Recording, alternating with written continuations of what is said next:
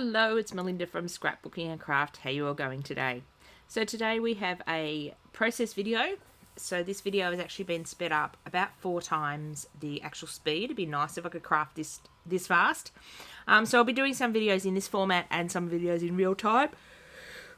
Just depends, can't talk today, depends on what's going on in the house when I'm filming. This particular day, I think my daughter had a video in the background, so I can't use that audio. So the first thing I'm doing on my page is just coating the paper with gesso. It was a cream-based page in this journal and I wanted it to be white. Plus, putting a coat of gesso down means that you seal the page and you can actually use less paint on your page.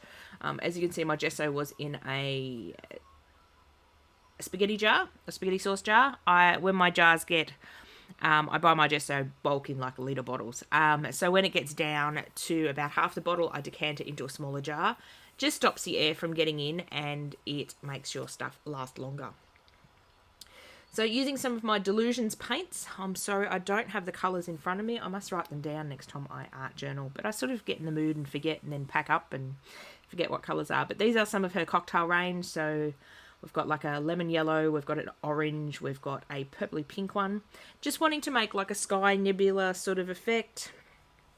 You saw the picture of the completed journal at the front of the video. That's what we're aiming for, or that's what we made, I should say.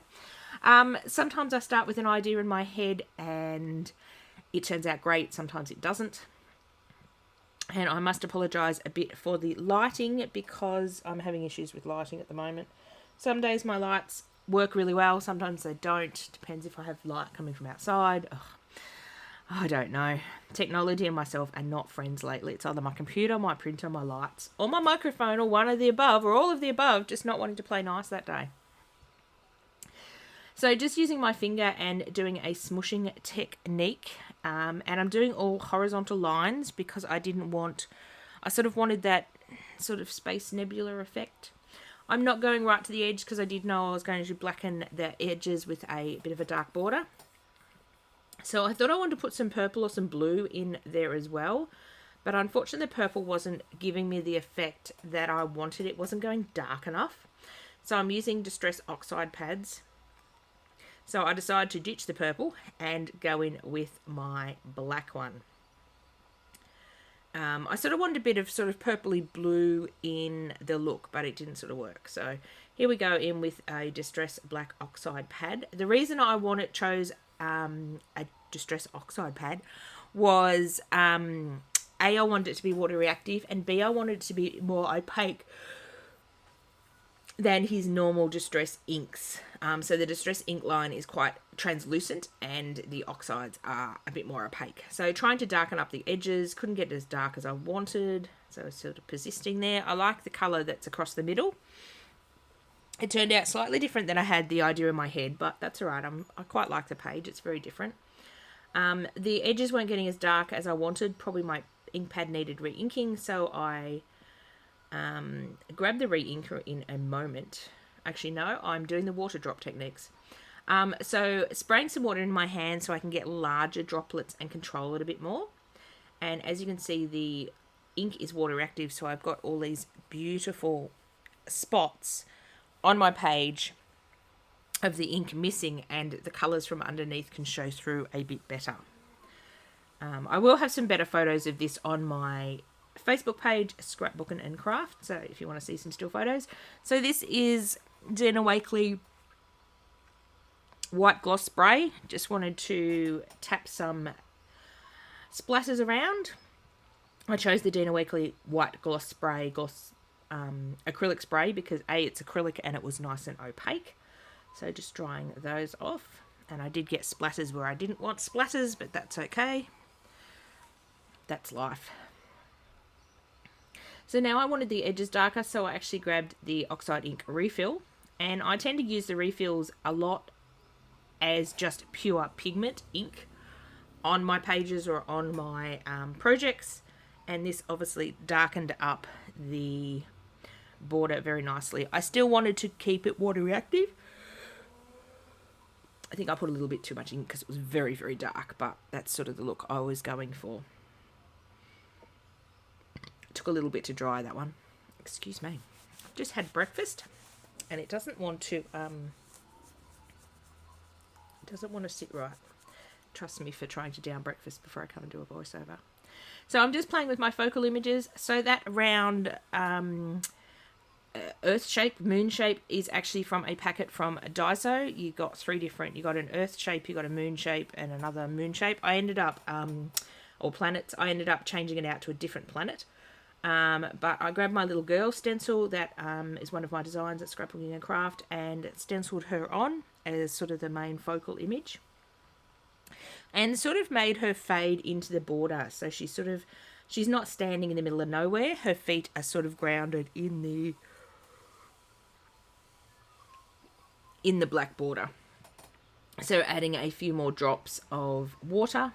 So this page will stay water reactive. So that's just one thing I've got to bear in mind when I do pages either side. Just looking at my journal. Actually, either side page has stuff on it. So the Distress Oxide here, I'm changing out which one I wanted. Really wanted to play with that blue earth one, but I couldn't get the colours right. So I decided to swap to this one. So this one sort of suited the colours a bit better. And often I'll do that. I'll start with a focal image and then I will end up swapping it. So just gluing that down with some gel medium because it is a little bit of a thicker bit of paper. So I got those from a Daiso here in Australia, which is like a Japanese, well, it's not a Japanese dollar store. Things have just gone up to about $3.10 or something like that, $3.20 or something. But it's sort of a Japanese discount store. And every time we go to a Melbourne doctor's trip, we have to call into Daiso. It's a bit of a tradition now. Got to do some shopping when you go out of town for doctors. So now I've stuck that on and dried it off. It is time to get some pens out. And I apologise, my head will get in the way. For anyone that's new to my channel or new to my business, I do have low vision, and sometimes when I'm doing line and detail work, my nose needs to be quite close to my page to see what I'm doing, even with my glasses on. So I apologise, my big fat head is in the way. So I put some white highlights on the girl, only on one side. I end up doing them on both sides, but not a complete line around her. I'm adding some Stabilo oil pencil around the moon just to give it a shadow so it looks like it's not just stuck on. So I shadow a lot of my paper cutouts or draw around them. I had this great idea. I wanted the girl to have a reflection. So I'm actually using a white Inktense pencil there. I find it works really well on black. And I didn't like the shadow, so I got rid of it. Inktense pencils, it's like a Stabilo oil pencil, but it's white and it dries permanent when it dries, the white one. Rummaging around, trying to find white and silver pens in my pencil case. I'm trying to be good and have a pencil case of all my open pens, and they go back in the pencil case when I'm finished, and then I don't lose them all over my house, and just go and open new ones. So just putting some white spots, some silver spots. They're very hard to see in the video, but you can sort of see them in real life, just adding a bit more detail. Fizzing around on my girl a bit more, adding a bit more of the highlights.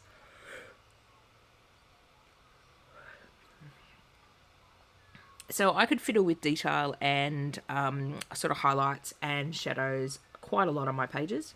So I decided I need a quote, so I grabbed these Art by Marlene rub-on quotes that I picked up at Hillbilly Scrapping last visit I was up there. And decided that that would be my quote, which reads, "The distance between dreams and reality is action," which I thought was just perfect for this page because she's sort of maybe dreaming about going to the other planet. I don't know what this little girl's dreaming about. So I decided to put that black and white quote onto some white paper. So it would stand out a bit. I was going to colour in, it's sort of bubble letters, so the inner of the letters, it's sort of like a white outline. Or the letters are like a white outline, sorry. I was debating whether to colour them in black and make them a bit darker, but then I thought no. So I decided to cut it up into a few different pieces. And the white from the title sort of tied in with the white from the planet and the white on the girl as well.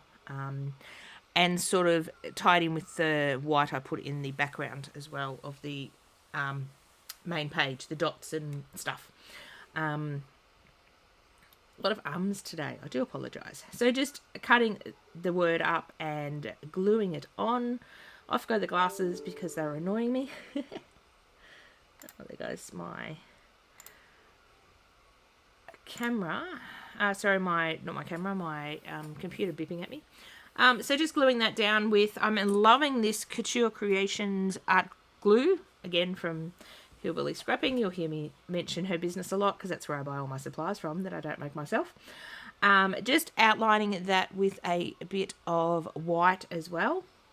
And that's the page just about done. I have some close-up images at the end, just picking it up and looking at it from a different angle. And I decided it needed a bit more shadow around the moon to sort of pop it out, give it a bit more 3D effect. So as I said, some close-up pictures coming at the end so you can see them, and they will also be on my Scrapbooking and Craft art Facebook page as well, so you can see them a bit close up if you like. Thank you very much for watching, and I'll see you all again soon. Bye for now.